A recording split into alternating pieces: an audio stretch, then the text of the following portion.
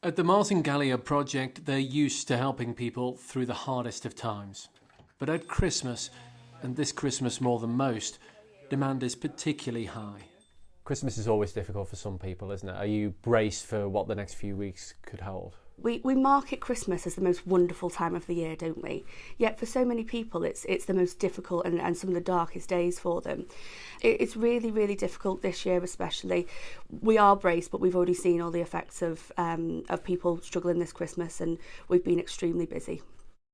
Jessica lost her dad to suicide. So we actually genuinely get it. The charity set up in his name is now working with the NHS to offer urgent crisis support that normally takes place at Wirral's A&E.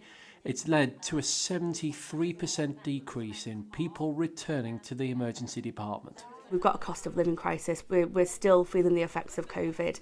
The NHS isn't able to keep up with that purely because the demand is so high. I think it's really important that we have these initiatives and these partnerships within the third sector and within the community to be able to take some of that pressure away from the NHS so that people get the support that they need. How successful is that? It's working for the NHS, it's working for us, and most importantly, it's working for the people that come to see us. So those people often reattend at A&E in a couple of weeks' time because nothing's been resolved and they find themselves back at crisis point. By us taking up that piece of work and doing that piece of work within the community, it's freeing up resources at A&E. Every person that works here has been affected by suicide. Darren got help here after losing her brother to suicide.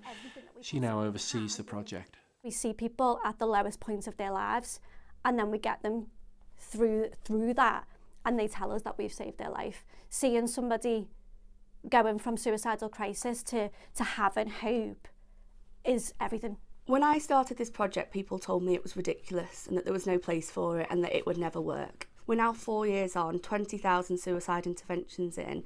We've got a staff team of people that are so dedicated and believe in that vision that we can make a suicide safer community. We've got clients that are believing in that, and now we've got the NHS that are believing that this is the way forward.